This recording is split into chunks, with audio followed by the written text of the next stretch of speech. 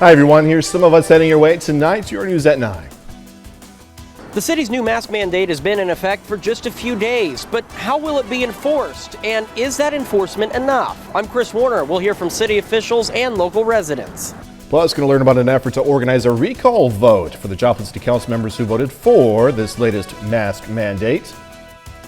A big announcement on the vaccine front as the coronavirus surge intensifies.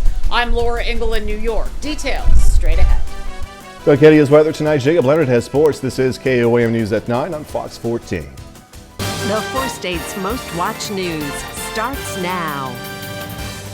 Thank you for joining us tonight. I'm Jordan Abbey. Officials over in McDonald County, Missouri released the name of the suspect and victim of a fatal shooting that happened last weekend. The sheriff's office says the suspect is Shantavian Thomas. Thomas is accused of shooting and killing Jonathan Arianos yesterday in Knoll. Turning now to our first look at weather. It was a bit chilly today.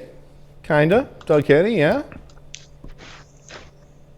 Yeah, a little bit cool because we had the clouds all day long and our temperatures really just kind of stayed into the low, some areas mid 50s, but we started out cold at 30 and then 53 for an afternoon high as we warmed up at least a little bit, but we're still socked in with the clouds. There are a few random little showers in our northern counties, but all the more persistent rain is staying well to our north. I do think our rain chances will start to increase late tonight into the daytime hours for us tomorrow. Of course, we're going to break that all down for you here in just a bit. Doug, thanks as always. Joplin's mask mandate has been in effect for just a few days now, but it's just got some people wondering how it's going to be enforced. And is that enforcement enough in the whole scheme of things? KOAM's Chris Warner spoke with city officials. Chris has more. The Joplin mask mandate is an ordinance with specific guidelines to whom it applies, what the exemptions are, and how it can be enforced. Well, if you read the mask ordinance, we have quite a few options. We have a very strong and very professional health department, and we have a very strong and professional police department, and I would hope that we can just lean into the common sense of Joplin, Missouri and Southwest Missouri to say, let's all just read the ordinance and adopt it accordingly. Mayor Ryan Stanley says he knows there will be some pushback, not just by residents, but by business owners as well. We're going to have some businesses that will be harder to convince to comply. And we had that with the last mask ordinance, and we met those challenges first with education, second with healthy encouragement, but we certainly have the ability to fine and restrict as needed. I don't think we will need to, but at the same time, we're fully committed and capable of enforcing this ordinance. Joplin resident Joshua Shackles, who advocated for the mandate, says he feels the enforcement options are appropriate. You know, I really think that it's a great compromise that they've come up with. Where it is an enforceable mandate and will have an effect on our situation in the area, but it's also not so restrictive that it takes away people's personal freedoms. Mayor Stanley says it really falls back on the businesses as the majority of the mandate applies to them. So our accountability is going to come first to the businesses. Are you doing what we asked you to do? And really it's mainly just posting the sign. If businesses want the police to partner with them, and if they have a challenge with a patron, the police will absolutely respond to that. The businesses do have the ability to request that support. In Joplin, Chris Warner, KOAM News. We reached out to Captain Will Davis of the Joplin Police Department, who responded by saying, quote, "Our primary goal is educating the public on this ordinance. Our goal with this has not changed from the last time the city enacted this ordinance.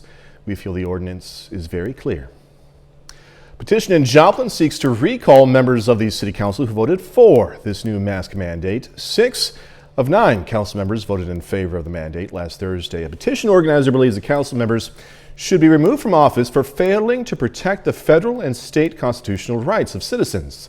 She says they need more than 7,600 signatures to force a recall vote.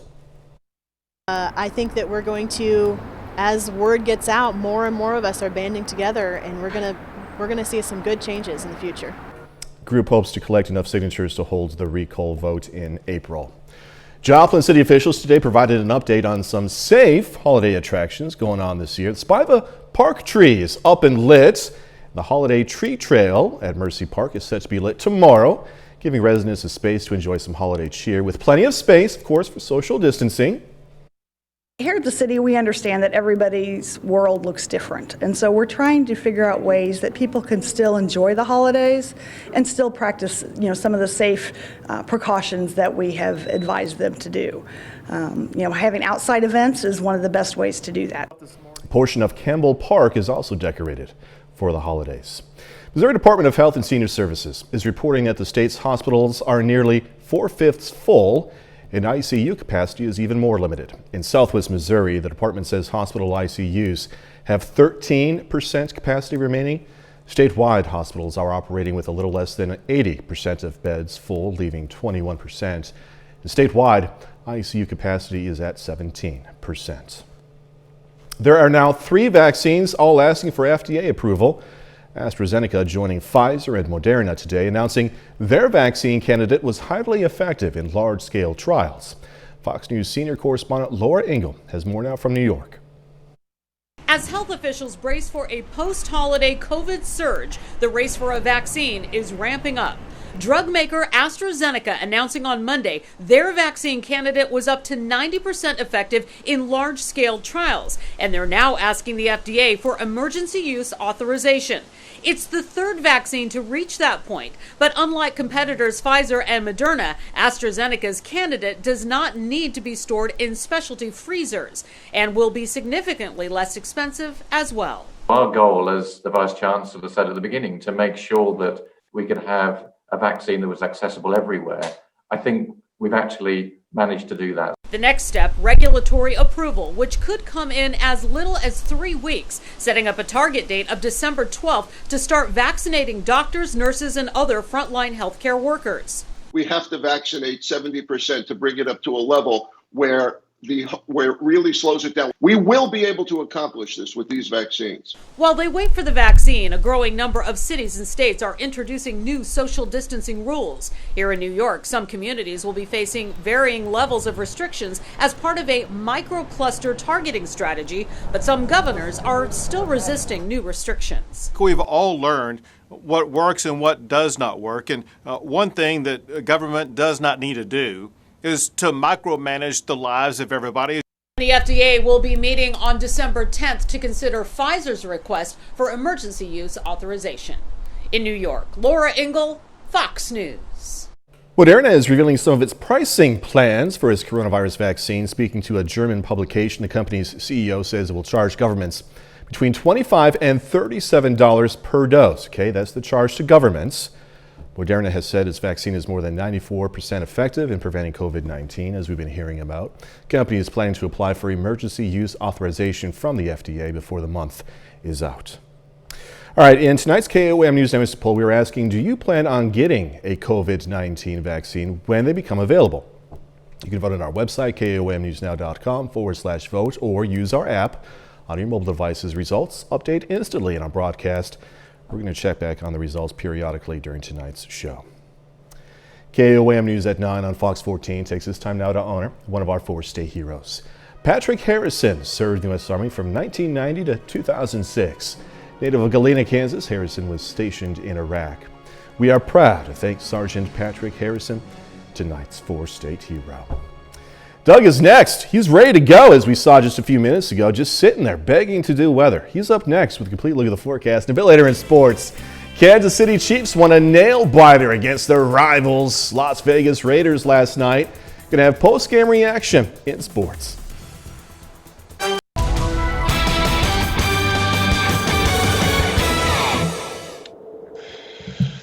Well, it definitely turned out to be kind of a dreary day for us today. Temperatures, they didn't warm up that much, and we had the clouds stick around all day long. There were a few random little showers, but most of us ended up staying on the dry side, and it looks like as we work through the rest of the overnight hours for us tonight, I think will be mainly dry, but then showers will really start to increase. Temperatures really have been fairly steady. Highs today, you can see a little bit warmer in our southern counties, mid-50s, while we stayed mainly near 50 in our northern counties, and we've just been kind of holding steady. We've dropped off a couple notches, and eventually we'll drop down into the mid-40s a little bit later on tonight. These south winds kind of keeping those temperatures up just a bit, which are increasing we have those southwesterly winds or southeasterly winds at about 5 to 15. The gusts have been a little bit higher than that. Outside right now, you can see the flag blowing with those south winds. Currently, we are sitting at 52 degrees, so we're only 1 degree off from what our high temperature was earlier today. South winds 10 to 15, pressure is falling, humidity is at 49%. We do have the clouds, a few random little isolated showers in our northern counties, but most of the action has stayed well to our north, across northern Missouri, and then even some snow up through Iowa and even parts of Illinois. This is the first little batch, but you can see it's back building a little bit toward Kansas City, and that's the beginnings of this next batch, which is going to start to get going as it kicks out of the central parts of the Rockies. The main wave now rolling right through parts of Utah, and this is the one that's going to affect us as we work through the next 24 to 48 hours. So let's go through time. I think most of us for us tonight are going to be dry, but rain will start to increase as we work through the morning hours. Any rain that we see tonight, mainly in our northern counties, just kind of some spotty little showers, but picking up through the morning into the early afternoon. Some showers, even a few random scattered thunderstorms. These are going to last through the day, just kind of hit and miss. So it's not going to be raining consistently all day long, but we're going to have these hit and miss showers throughout the day. 46 to start, 53 by noon, high temp right around 56. But you can see those south winds, kind of breezy at 15 to 25. Showers, even some thunderstorms rolling through tomorrow night. I would say 9, 10, 11 o'clock. Some of these could be strong, maybe even low-grade severe. So we'll have to keep our eyes on that. And then some leftover showers on a Wednesday morning before the system kicks out of here. But even on Wednesday, I think we're going to have clouds sticking around most of the day. All right, severe threat tomorrow. This is tomorrow evening, really almost tomorrow night. I think all of us have a very low threat, a little bit higher as you get in the northeastern parts of Oklahoma. Also rainfall. We're going to get some more rain. I think most of us half an inch, maybe upwards to an inch in spots, which we can always use. We have had these big gaps of really nothing going on with this new pattern through the fall. As we head into Thanksgiving itself, we'll start to get south winds back. It's going to be a cold start, but the afternoon looks great as we should go into lower 60s for high. So Thanksgiving is going to be fantastic. 56 tomorrow, 52 cooler on Wednesday, but 63, partly sunny skies on Thursday. And then we mainly are dry through the holiday weekend. So some changes coming our way tomorrow. Anyway, Doug Heddy, thanks as always. Coming up, a new development in the presidential transition. President-elect Biden announces who he wants to nominate for key cabinet positions. I'm Ray Bogan. We'll have the details on that coming up. A major announcement from the General Services Administration, and it's garnering reaction for President Trump about the Biden-Harris transition. The Biden team also announcing who they intend to nominate once President-elect Joe Biden takes office. Fox News correspondent Kevin Cork reports now from D.C. A new development surrounding the Biden-Harris transition and presidential planning. On Monday, the General Services Administrator ascertained that Joe Biden is the apparent winner of the 2020 election. In a letter, Emily Murphy wrote, because of recent developments involving legal challenges and certification of election results, I have determined that you may access the post-election resources and services described in Section 3 of the Act upon request. President Trump also tweeted, I am recommending that Emily and her team do what needs to be done with regard to initial protocols and have told my team to do the same. The president and his legal team still plan on fighting the results in court. The only way to beat these challenges, I believe, and so does Congress, is that we have to come together as a nation. On Monday, Biden and Harris met virtually with a few dozen mayors, trying to get a first-hand account of some of the issues that they're dealing with confronting the coronavirus pandemic. His team also announced who Biden intends to nominate for key positions in the areas of foreign policy and domestic security, and it includes former members of the Obama administration. Tony Blinken for Secretary of State, Jake Sullivan as National Security Advisor, and Alejandro Mayorkas has been tapped for Homeland Security Secretary. I frankly think most Americans are looking for a government that is run and led by people who know what they're doing in these jobs, not folks who are learning on the job. Next week sometime, the Biden team is expected to name the newest members of its economic team. In Washington, I'm Kevin Cork, Fox News. In tonight's KOAM News Notice to Poll, we're asking you, do you plan on taking a COVID-19 vaccine when they become available? You can vote at KOAMnewsnow.com/vote or on the KOAM mobile app. Here are some results so far. The majority of you say yes, I do plan on taking that vaccine once it becomes available. Again, you can vote on our website, KOAMnewsnow.com/vote or by using your mobile device. Just ahead this week, this year, you've got your turkey, okay? Nothing unusual there, but also a little more Christmas. It's beginning to look a lot like Christmas. I'm Ashley Strohmeyer in New York. Why some people are getting into the holiday spirit a little earlier this year. Shop at the Salvation Army family stores in Joplin. Thanksgiving is typically about gathering with friends and family, but since we can't get together this year like in years past, some are skipping ahead to the next holiday. Fox News correspondent Ashley Strohmeyer explains. Just days before Thanksgiving, the pandemic has it already looking a lot like Christmas. With all the COVID restrictions for Thanksgiving, like small gatherings over big family affairs and travel discouraged, many people are instead looking past the holiday meal, focusing on decking the halls for Christmas to help bring more joy to the final months of a difficult 2020. This year has been so full of turmoil, so we're trying to enjoy as much of the festivities as we can, so try and get it up early. Some getting a jump on holiday decorations as early as September, hoping to harness the warmth and comfort of the season as the country faces rising COVID cases with the possibility of more lockdowns, election turmoil, and economic hardships. These people have looked at me in tears and saying, this is what we needed for normalcy, a sense of escapism finally. Without widespread holiday travel, many will be celebrating at home, using the time to create their own winter wonderland. We wanted to enjoy it longer. We're here all the time. Ho, ho, ho, Merry Christmas. Part of the drive to keep the Yuletide going and Christmas spirits up is continuing to honor traditions, even if the things that bring you holiday cheer look a little different this year. Once you check in, you'll have your temperature checked, then you'll wait in line, socially distanced, of course, 6 feet apart. And then you get to see Santa. Psychiatrists say putting up holiday decorations has shown to make people happier, with one suggesting having them outside the home makes you appear friendlier. In New York, Ashley Strohmeyer, Fox News. They say man's best friend is a dog. This man returning the favor. More on this amazing rescue when we come back. Still time to vote on tonight's KOAM News Now is to poll. The question tonight, do you plan to take a COVID-19 vaccine when they become available? Remember, you can vote on our website, KOAMnewsnow.com/vote, or by using our app on your mobile phone. We're going to have another look at the results so far here in a few minutes. This next story is amazing. Incredible video showing the loyalty of one dog owner. Look closely. Richard Wilbanks caught on video jumping into a pond in Florida after an alligator snatched up his puppy, Gunner. Look at that. Wilbanks said the alligator came out, quote, like a missile, dragging Gunner into the pond. Wilbanks was able to dive under the water, grab the alligator, freeing Gunner from the alligator. Wilbanks says Gunner only has a puncture wound and is doing okay, so is the gator.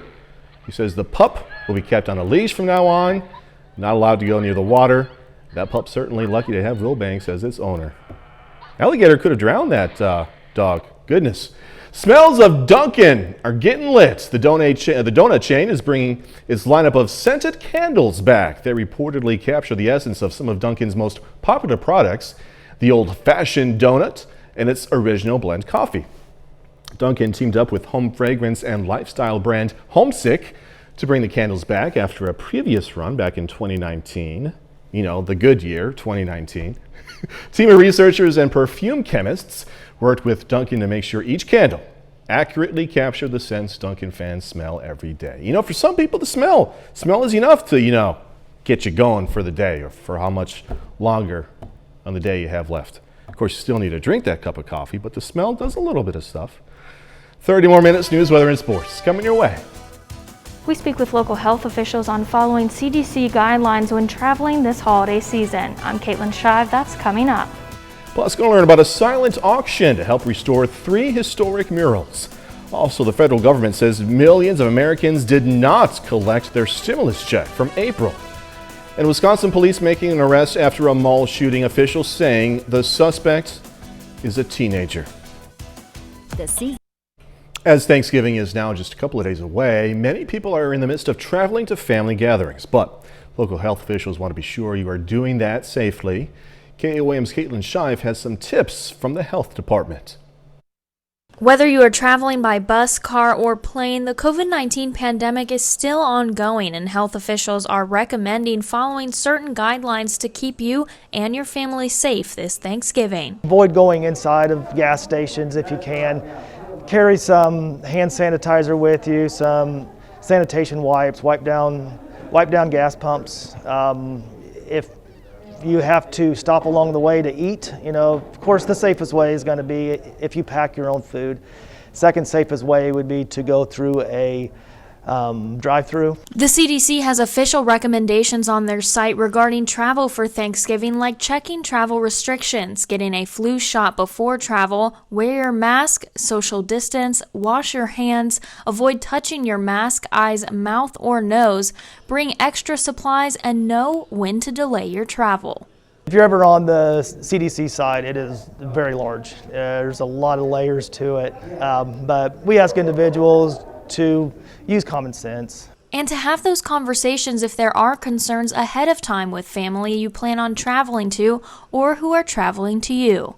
I think it is important to have a frank conversation. Ask them, if you are sick, stay home. Joplin Health Director Ryan Talkin stresses the importance of staying safe during this time, not only for your own health, but the rest of the community as well. Joplin and actually the majority of the state of Missouri in a red zone, which means it's at the highest risk. So yeah, there is concern. In Joplin, Caitlin Shive, KOAM News. You can find more information on our website, KOAMnewsnow.com. The Neosho Arts Council has a way for you to check off some items on your Christmas list, still support the community. The council is hosting an art auction on its website. They're calling it the Silent Night Holiday Art Auction. A portion of the proceeds, of course, go back to the artists, but the remainder will be used to help the council reach its fundraising goal of $40,000. That money is going to be spent restoring 3 historic Neosho murals. But it also is important to our history so we don't lose it, because these murals do talk on different topics of the community, and to lose these works would just be a detriment to the community. The auction runs through December 11th. It's going to be a little less expensive to fish in Kansas starting January 1st. The cost of a one-day fishing license goes from $8.50 to $6. The non-resident fee will be $10 from $14.50. Also going to be a new trout permit for Kansas children under the age of 16. It's going to cost $17 and allow them to keep 5 trout. Previously, youth could fish for trout for free, but keep only 2. As many as 9 million Americans did not collect their stimulus check from April. The deadline to claim up to $1,200 was Saturday, but the IRS says Americans can still collect the money during next year's tax season. Many people who did not get the original payment include college students, also low-income families. Vegetarians, vegans, and people who eat fish but not meat all have a higher risk of bone fractures compared to meat eaters. Researchers in the UK say low intake of calcium and protein can lead to poorer bone health. T-Mobile is the first mobile carrier to step up to the plate in support of mental health. Carrier says its customers can now dial 988 for emergency mental health services. People would then be connected to the National Suicide Prevention Hotline. The FCC voted that number in July to make it easier to connect struggling Americans to get some help. Wisconsin police make an arrest in connection with a mall shooting. The suspected gunman, a 15-year-old boy. Fox's Chris DeMeo has this story. Wauwatosa, Wisconsin police arresting a teen in connection with Friday's shooting at Mayfair Mall. Wauwatosa Police Department is pleased to announce the arrest of a 15-year-old Hispanic male. Authorities on Sunday updating the public, but still offering only a few details about the shooting. Police Chief Barry Weber saying the incident was not random, but an altercation between 2 groups, which left 8 people injured, including 4 innocent bystanders. All of the injuries were non-life-threatening. Most of the victims have been released and are recovering at home. In the chaos after shots were fired, the teen suspect, who's a Milwaukee resident, fled on foot as other shoppers ran out. He was arrested Saturday night following the execution of search warrants. Weber believes it was during a traffic stop. The suspected firearm used in the incident was also recovered at the scene of the arrest. It took only about 30 seconds for police to respond to calls of shots fired Friday. First responders secured the mall and rendered aid to those hurt. With the help of multiple technical teams, it took about 6 hours to secure the shopping center. At the same time, police were interviewing witnesses to help identify the shooter. Several others involved in the incident have been taken into custody. The 15-year-old's identity has not yet been released to prevent the ongoing investigation from being compromised. The motive has not been determined. In New York, Chris DeMeo, Fox News. All right, in tonight's KOAM News Diamonds poll question, we asked you, do you plan on taking a COVID-19 vaccine when it becomes available? Poll is now closed. Here are the results. 57% of you say yes, I do plan on taking that vaccine when it becomes available. 43% of you said no. Thanks everyone who voted. A bit later, treating a new issue caused by the coronavirus. I'm Laura Podesta with details on a new treatment that could help children suffering from a dangerous COVID-19 complication.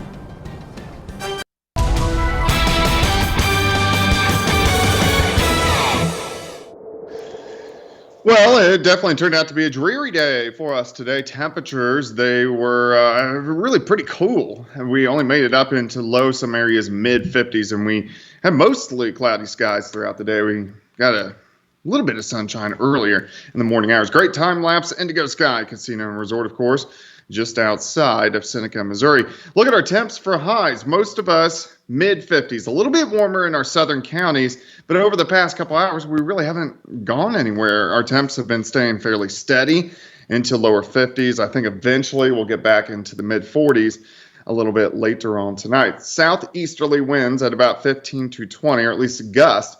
We're getting these sustained winds in that 10 to 15 mile per hour range. We'll kind of keep our temperatures up just a bit.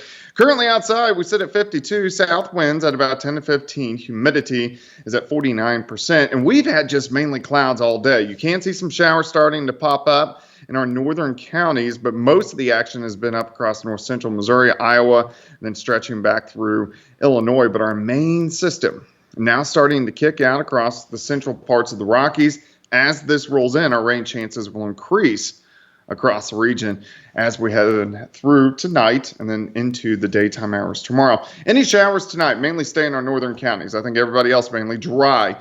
Showers start to increase through the morning hours toward the noon hour. We'll get scattered showers, even a few random little thunderstorms, and then continuing into the afternoon. Temperatures a little bit warmer than today, still kind of cool. 46 to start, 53 by noon. High temp right around 56. Showers, thunderstorms tomorrow night. Should get a line of storms 10, 11, 12 o'clock, and some of those could be strong, maybe even low-grade severe. So we'll keep our eyes on that. And then some leftover showers Wednesday morning. And then I think just mainly clouds as we work through the rest of the daytime hours on Wednesday. Wednesday is going to be kind of chilly with a high temp right around 52. Severe threat, very low tomorrow, mainly on the Oklahoma side, but we're going to keep our eyes on it. Tornado threat, hail, wind threats, all low, but still something we want to watch. Also rainfall. I think a lot of areas can pick up a half an inch, maybe upwards to an inch of rain, where with this pattern, we've had these gaps of dryness that last about a week or so. So we will definitely use any kind of rain that we can get. As we head into Thanksgiving, we're going to have the clouds, chilly conditions Thursday morning, and then the afternoon looks pretty good. I think we're going to break out, see partly sunny skies, and we should go into lower 60s for highs. 56 tomorrow, 52 on Wednesday. Let's break down Thanksgiving because I know some people may get outside and enjoy it, especially with COVID. 58 by noon, high temp is 63. We'll drop back to 55 as we head into the afternoon hours. And then a little bit cooler, but most of the holiday weekend looks pretty good. And the good news, you survived last night's Chiefs game. Yeah, it was a little intense, but it ended up the right way. Pulled off a W, right? Exactly. Doug Hetty, thank you so much. Hey, don't forget, you can be the first to know about the day's weather with KOAM Skywatch weather app. You can get severe weather updates sent straight to your phone, free of charge. It's available in the Apple App Store, also the Google Play Store if you have an Android. All you have to do is search for KOAM Skywatch weather app. Coming up in sports, Joplin girls basketball team looking to start the season 2-0 against East Newton. Plus, going to hear from those Chiefs after their big win yesterday against the division rival Raiders. Low price.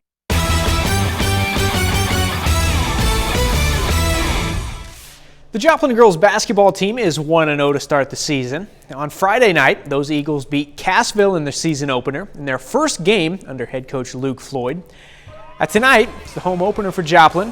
Floyd and the Eagles welcome in the East Newton Patriots. First quarter, Alyssa Coffey to McKenna Brazier. Game tied early. The other end, Bailey Ledford straight to the rim with the left. Eagles lead 10-3 after one. A second quarter, that's when Joplin really turned it on. Emma Floyd in the lane. She had a team-high 12. And it's Izzy Eust collecting the rebound, putting it back. She finished with 8. Finally, that's Serafina Auberry doing work in the paint. Eagles take a 16-point lead at half. They did not let up in the third. Bryn Driver, free ball for the Eagles. Driver finished with 7.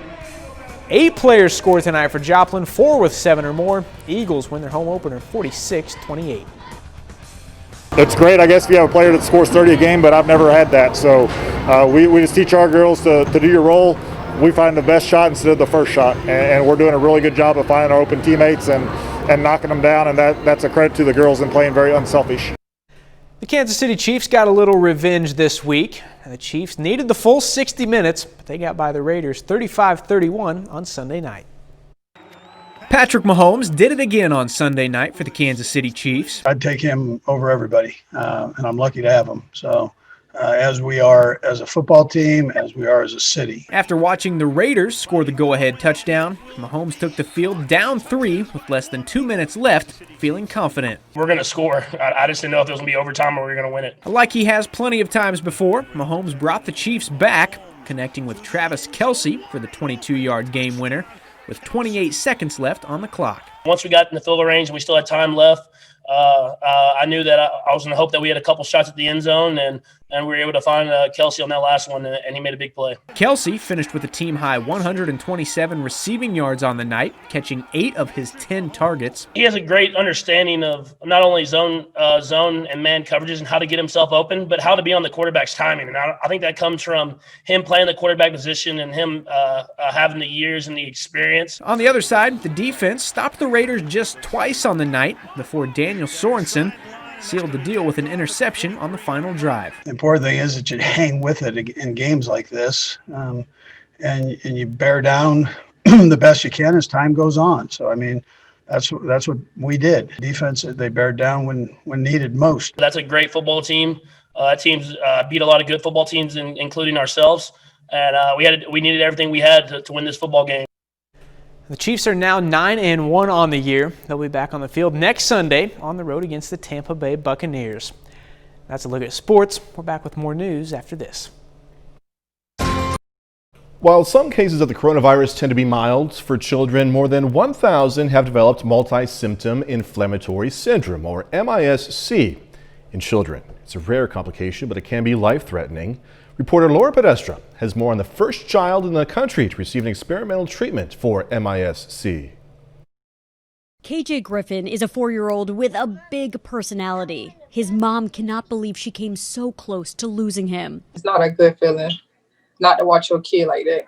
In August, KJ was getting sicker. He was sent home from one hospital, but when he spiked a 105 fever, his mom rushed him to MUSC Shawn Jenkins Children's Hospital in Charleston, South Carolina. KJ was suffering from multisystem inflammatory syndrome in children, or MIS-C, a rare but serious complication that can develop after COVID-19 infection. His body was no longer pumping blood effectively to his vital organs, and they were starting to shut down. KJ received high-dose steroids and aspirin and plasma, as well as other drugs to help prevent blood clots. Doctors determined he was also a candidate for an experimental treatment called Remestemcel-L, which uses donor bone marrow cells to regulate the immune system. Dr. Allison Eckert is the Division Director of Pediatric Infectious Diseases. It acts as if that person is making those cells themselves. And so they circulate in the blood and release anti-inflammatory cytokines. The thought is that not only does it turn down inflammation, but it actually repairs some of the damage that's been done. Within 24 hours, KJ's cardiac function returned to normal. We gave his second infusion a couple days later because his markers of inflammation were still very high. But within another 24 hours, they had started to come down, and he was soon able to be discharged from the hospital. KJ continues to recover. He basically in perfect health. You would have never thought he was sick just a couple of months ago. Even though his condition is rare, his mom says she wants other parents to be aware. Good that the little man is doing all right. Again, that was Laura Podesta reporting. Since the pandemic began, there have been more than 1,100 cases of MIS-C in the U.S. 20 deaths, unfortunately. That's according to the American Academy of Pediatrics. Another week, another look at the entertainment coming your way this week on Fox 14 when we come back. A battle of man versus machine and musical Thanksgiving specials are on the way this week. Here's Fox's Ashley Dvorkin with a look at what's hot on Fox.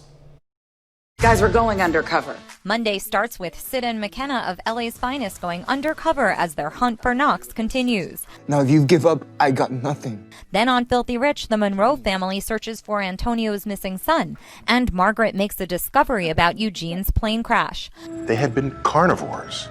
Tuesday on Cosmos Possible Worlds, join astrophysicist Neil deGrasse Tyson for a story about a scientist during World War I who discovers how to go to the moon, and a look at the 20-year-long journey of a robotic explorer. Either we do this my way. That's followed by the high-tech thrill ride next, and the AI finding new ways to go after the team of humans chasing it, while Ted devises a plan to stay with the company which created it. Wednesday, catch up on The Masked Singer and I Can See Your Voice in time for Thursday's special Thanksgiving episodes of both. Jay Farrow joins the Masked Singer judges when the final Group C singers compete for a spot in the Super Six. And more celebs join the guessing game of I Can See Your Voice to help a contestant through various challenges, trying to decipher good singers from bad for $100,000. And Friday, Fox Sports unleashes another round of WWE Friday Night SmackDown. Ashley Dvorkin, Fox News. That's our time for tonight. Thanks for joining us. Going to leave you with video of monkeys in Thailand listening to a man play the piano. Because it's 2020, that's what monkeys do now. Be safe. Do this all again tomorrow. See you then.